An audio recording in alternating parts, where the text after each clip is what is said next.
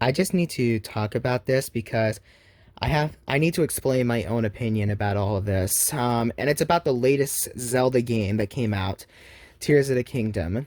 While everyone else in the world is praising this game, saying that it's better than its predecessor, I'm one of the only people who dislikes it to the point of where I hate this game.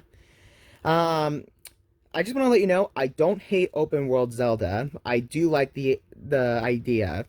Breath of the Wild was a very fun experience. It's not my favorite Zelda game, but it definitely would be on my top 10.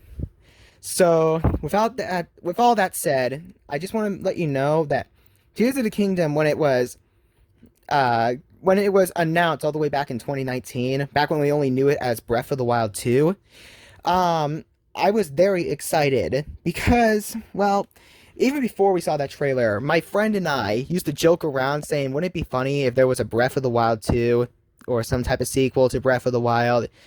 And lo and behold, there was. Unfortunately, it just wasn't what I expected, and not in a good way.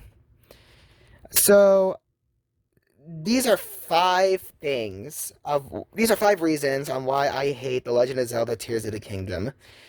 So make sure you like the video and subscribe to the channel for future content, and let's dive in. Number 1, reusing the same world from Breath of the Wild.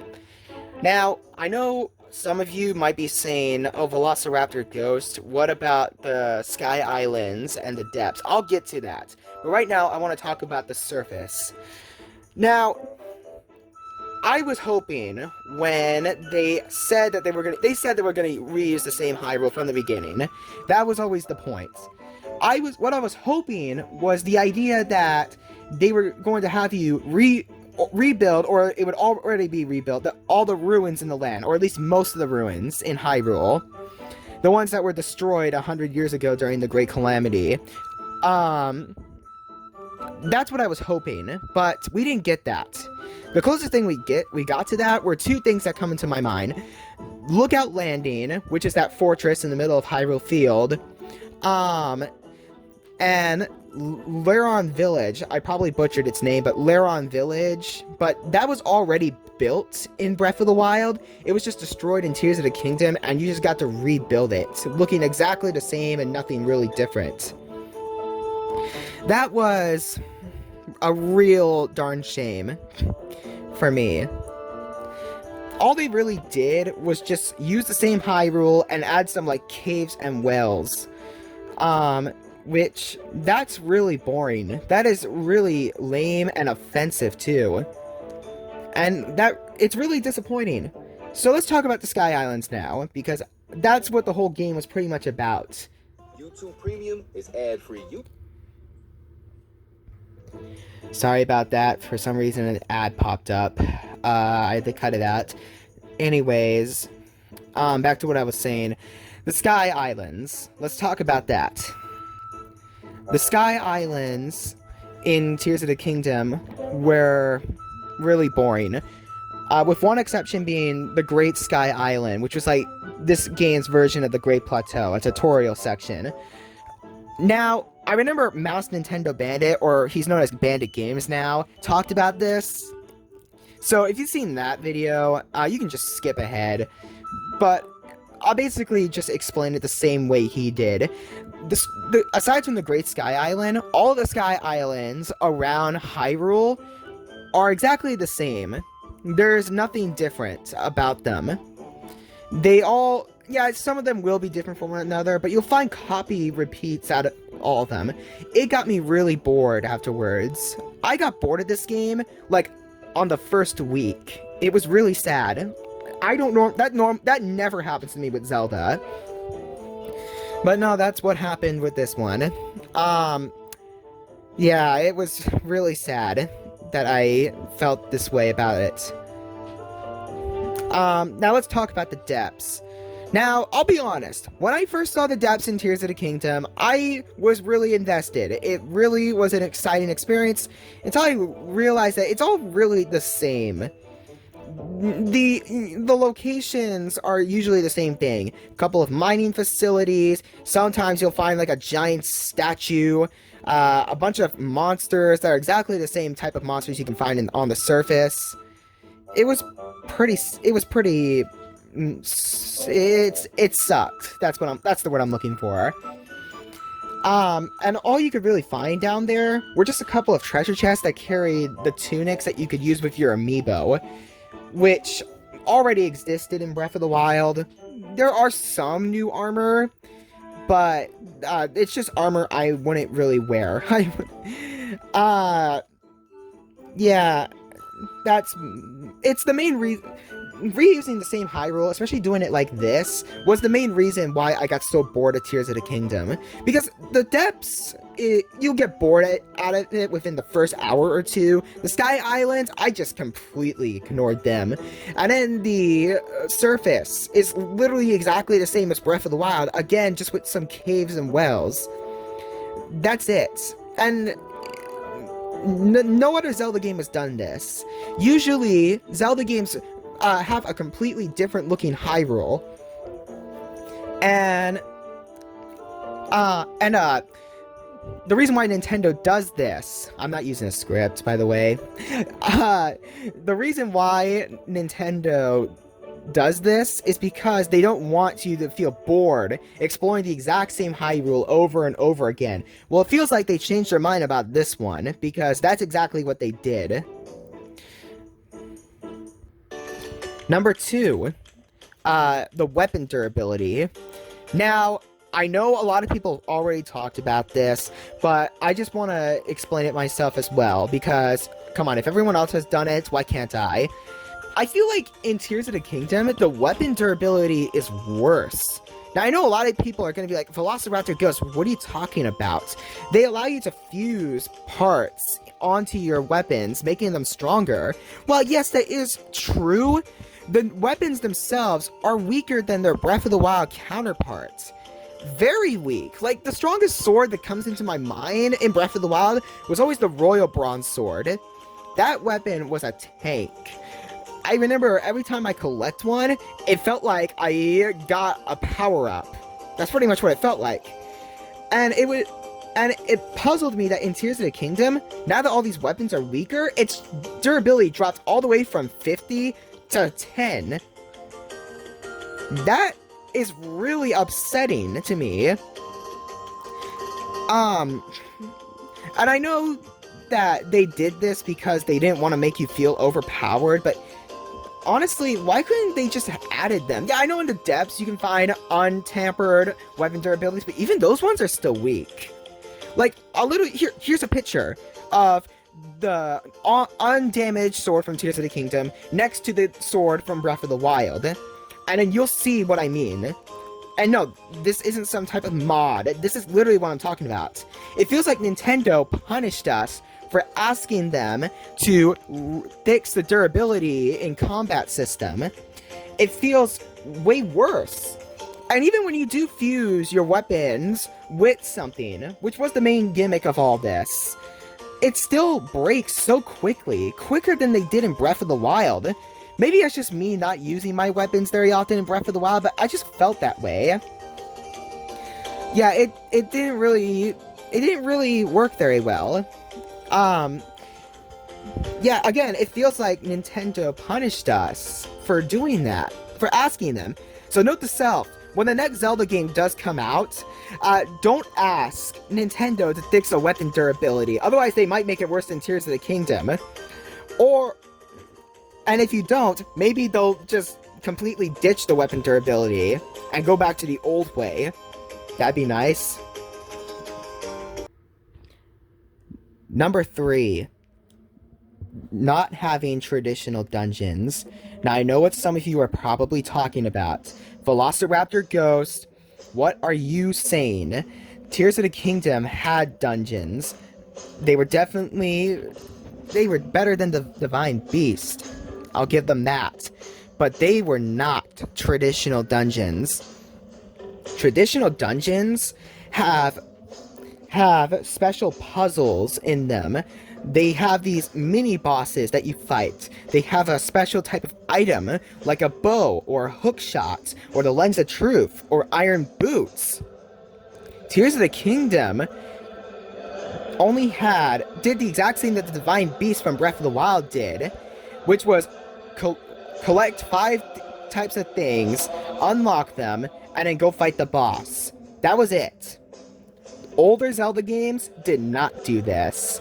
They were older Zelda games, the dungeons in those games were usually like giant labyrinths that you would have to explore and solve a bunch of puzzles, and again fight a mini boss, collect a really cool item, and beat the rest of the dungeon with that item. Why didn't Tears of the Kingdom do that? I mean, if they said those were dungeons, I don't believe that. They're the divine. You're wondering what happened to the divine beasts? Well, they're right there. Those are the divine beasts right there, disguised as dungeons, and that is really disappointing. I have more fun with the shrines than I did with these dungeons. These so-called dungeons. Number 3, no underwater accessibility, if I use that word correctly. When I played Breath of the Wild, one of my major disappointments with the game, one of my only major disappointments with the game, I believe were two things. One, not feeling like a traditional Zelda game, which in my opinion, I don't care about. But the other thing that I did care about was the lack of exploring the underwater of the game.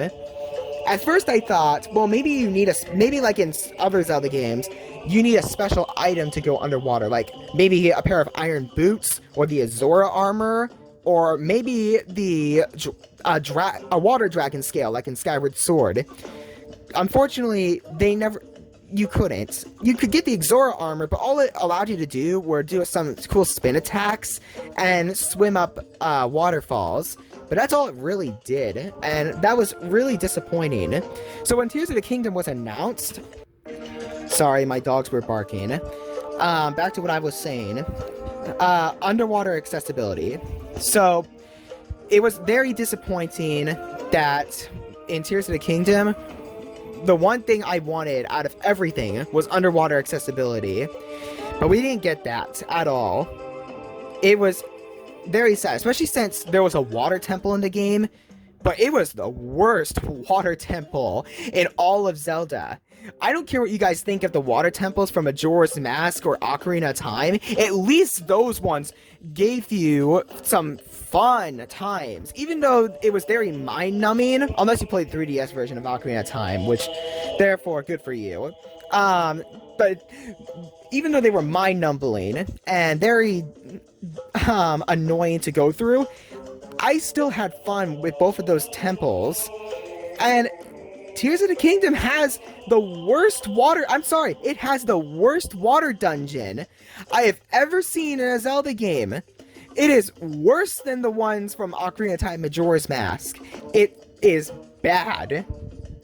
So yeah, next Zelda game that comes out, Nintendo, please, please bring back underwater exploration. Number 5, the story. Oh boy, let me first explain. The Legend of Zelda is known for having some of the most greatest stories ever told in gaming. Forget games like Halo, Elder Scrolls, or any of that. If you played a Zelda game, you know that the story is very, very amazing. Each game, from the first to Breath of the Wild, had their own stories, and each of them were so well told. But Tears of the Kingdom had the worst story in not just Zelda, but gaming as a whole. And it is what really broke the straw off the camel's back for me. Oh boy. Here we go. This is the part where I'm gonna start ranting. I'm sorry. Here we go. The story began... well, I'll say that. Well, mediocre, I'll say that. It basically was about Link and Zelda going under Hyrule Castle and finding a mummified Ganondorf, just like in the trailer. I was fine with the story at first, you know? It's just the beginning, it's just a tutorial story. You know, some Zelda games have these types of things, but then it gets, you know, you just go, all right, it's gonna get better. It'll get better. No, it did not get better. If anything, it got worse till the very end. So, do you remember? Do you remember creating the champion, also known as Masterworks in Japan? It talked about the Zonai, a mysterious barbaric tribe that used to work on black magic. What I assumed was that this game was going to be about that so-called Zonai tribe, that they were going to be that they were at one point servants of Ganondorf, and when Ganon was sealed away, they too were sealed away. But when Ganon would awaken, so would they. And then they would be the main enemy. They would have been the guardians of Tears of the Kingdom. But no, the Zonai were furries. Furries! I couldn't believe it. I can't believe what they did. They took that amazing idea of a dark and mysterious tribe, more mysterious than the Sheikah, and turned them into furries, goat people. Why? Why? And then not only that, they retconned one of the most coolest people in all of Zelda, Rauru. No, not this Rauru, that Rauru. Rauru was an awesome character. Yeah, he didn't have very much story in Ocarina of Time, but he looked cool, especially his concept art. My gosh, he looked like a very wise man, you know? Very wise, very well done. But then they retconned him. Instead, we have this Rauru, who's supposedly the first king of Hyrule. Not only that, not only is this game's story so bad, but it retconned the Zelda timeline. At first, the Zelda timeline wasn't confusing for me, but now that this game came out, I can't tell what comes first and what comes last. It's really that mind-numbing to me. It gives me a headache every time I think about it. Anyway, then it talks about these secret stones. What the heck is a secret stone? I mean, come on, Nintendo, what happened to the Triforce? At first I thought maybe these secret stones are like a key to getting the Triforce. Sort of like how the 3 spiritual stones from Ocarina of Time would lead to the Master Sword in the Temple of Time. But I was dead wrong. No, you don't get to collect these secret stones. Instead, they're for your so-called sages. There's 4 of them in this game. 5 if you count one of them. But I don't. And it's just horrible. And then let's talk about the so-called memories in this. Yeah, during the memories from Breath of the Wild, they made sense. Okay, Link is supposed to have amnesia. Okay, he has to go around Hyrule and find these memories. They're vague, so it doesn't matter if you collect. Oh, sorry, I just burped. So it doesn't matter if you collect them in a particular order. And even if you do, you can just rewatch them in order. But it doesn't matter. But Tears of the Kingdom story, not only was it really sucky, but its story was done the same way that Breath of the Wild did it. That was horrible. You had to go around to find these like alien crops. That honestly, that's what I thought of them when I first saw them. And then you would look at them, you'd find this little puddle, and then you would get a memory. The first memory you find is chronologically in place. But then, if you're unlucky, you'll go and find another one, and then it'll show a plot twist that you didn't get to see the rest of it of. That happened to me. Okay, and I'm not the only one where that happened. And you're probably going, oh, Velociraptor Ghost, just collect all of them, skip the memories, and then rewatch them in order. While yes, I did that, I still think the story was really bad. And also the way they told the story was worse. And then let's not forget about the sages. Oh, the sages. After you beat every dungeon, they say the same thing. Secret Stone, Imprisoning War, Demon King. Wait, isn't the Demon King Demise? Nah, I don't know. I don't know anymore. What the heck is going on? Why? And let's not forget about the big bad, Ganondorf. Oh boy. The only thing I see at this guy is a giant meme machine. I mean, come on. Come on. I am guilty for making a meme off that face, okay? Ganon in this game was really disappointing. Well, let me explain. In every Zelda game, unlike Link and Zelda, who are always like descendants of the previous Link and Zelda, Ganon was always the same. In every game, in every timeline, he was always the same. I believe he only reincarnated in the Oracle games, but he still kept the same memories. So therefore, he was still the same. This Ganondorf, well, I don't even know who he is. This is not...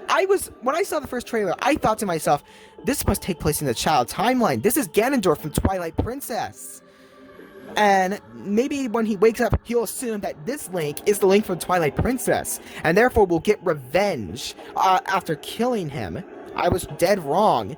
Main reason why I thought this, because he had the chest hole in his... he had the hole in his chest, which Ganondorf from Twilight Princess was stabbed right there. That didn't happen, though. So yeah, that was majorly disappointing. So yeah, those are the 5 reasons why I hate Breath of the Wild. But we're not done just yet, because I want to talk about the future of this series. The future of this series is worrying me, because according to Eiji Aonuma, the director of The Legend of Zelda, said that he's not going to go back to the traditional ways of the past. The only way I can see traditional Zelda games coming back is through remakes and remasters. Aside from that, I don't think we're going to see an original traditional Zelda game ever again. Unless, he changes his mind in the future. But this worries me, because if every Zelda game is going to be like Breath of the Wild, what's going to stop them from making a Breath of the Wild 3 that takes place in the same Hyrule, but this time you're in space? That's a scary thought. That thought makes me want to, curl up in a corner and cry my eyeballs out. It's really scary. I'm hoping that's not true. But honestly, I wouldn't be surprised if it does. I wouldn't be surprised if the next Zelda game, again, is Breath of the Wild 3, takes place in the same Hyrule, but this time it takes place in space. There's another furry tribe that retcons the previous furry tribe, and then the Zelda timeline is a complete spaghetti mess. Yeah, so how can we fix this? Well, here's what we need to do. I think for the next Zelda game, you need to make what I call a hybrid. Now you're probably wondering, Velociraptor Ghost, what is a hybrid? Well, let me explain. What I mean by a hybrid, I mean by a mix between traditional Zelda and open world Zelda. Here's how it needs to be done. The story is linear, but the gameplay is open world. Let me say it like this. You can explore the entire Hyrule. You can go anywhere you want, anytime. But when it comes to certain story parts of the games, it's restrictive. Like, say this. There's a dungeon, but you can't go in there just yet because you don't have the previous dungeon explored yet. It can be done so easily. Like, say you have to collect a certain item in the previous dungeon, and then come back and go into that using said item. That can be done really well. Another thing is, make the dungeons traditional themselves. If we don't get traditional dungeons back, then you can kiss our good franchise goodbye, because this is not Zelda anymore. This is just Skyrim for a younger audience. And I don't want that. I don't want that at all. And another thing, do not turn Zelda into a sandbox. Tears of the Kingdom was a sandbox. I forgot to mention about the Ultra Hand mechanic. I did not like it. I barely used it. I only used it when it was required. And sometimes I would use it to build a flying airplane or something similar, but I never was creative because I don't like sandbox games. I am one of the very few people who have a dislike over Minecraft. Yeah, you heard me. I don't like Minecraft. I played it at first, but then it got boring afterwards. Sorry. It got very boring. And Tears of the Kingdom feels like that. A sandbox game, which is something I don't want. The next Zelda game should not take influence from Tears of the Kingdom at all. So, another thing we need to fix is make no more memories. Make Link a part of the story, like how he used to be. And I'm not saying to make Link talk now. Don't make Link talk. Keep that guy silent. Okay? But you need to make Link a part of the story again. Because in previous Zelda games, that's what got me to like the character. He was a hero for a reason. He wasn't an avatar like most people like to think he is. He was a hero. This guy, in Twilight Princess, which was my favorite version of Link, in that version, he was willing to risk his entire life to save a bunch of children from his own village. And his girlfriend, too. Yeah, did you know he had a girlfriend? Yeah, I think Link is fake. That's not real at all. There is no Link. The only people who think Link is true are Disney princess fans who thinks that every medieval, fantasy game should be like Disney princess movies. Romance! No, Link isn't real. I mean, the only time it was Skyward Sword, but I think that made a little more sense. I know, I don't count Zelda 2's ending. Anyways, back to what I was saying. Link needs to be part of the story more often. Skyward Sword did it the best, in my opinion. Link had the greatest personality than he did in any other game. That's one of the main reasons why I love Skyward Sword. They gave Link this story that it felt similar to Ocarina of Time in a way.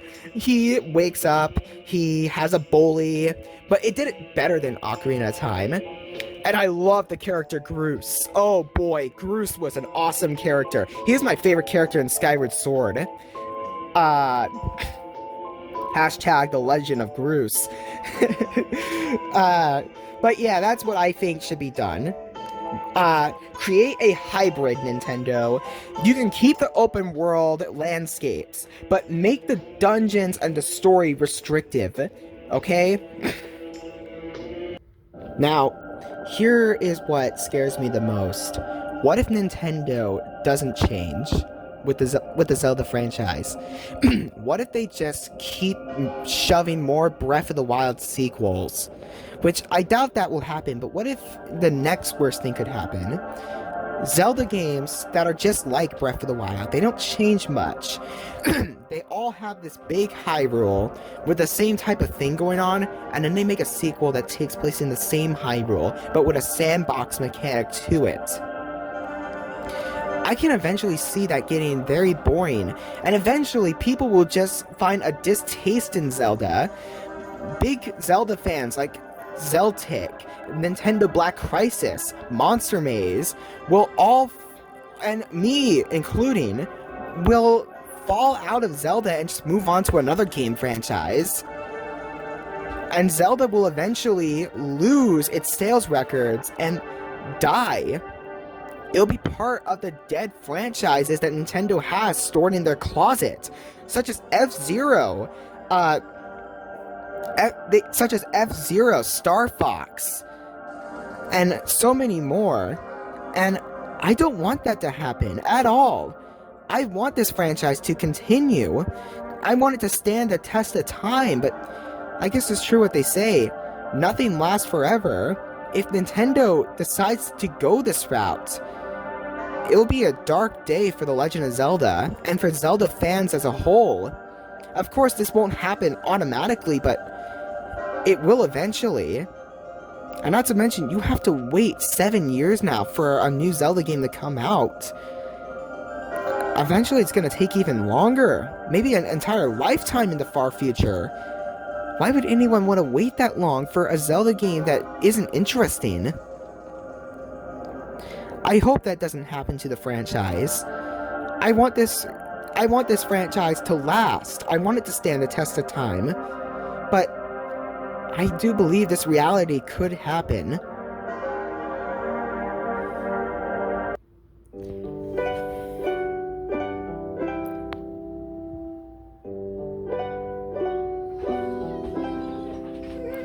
In the end, I hope that Nintendo will make the right decision.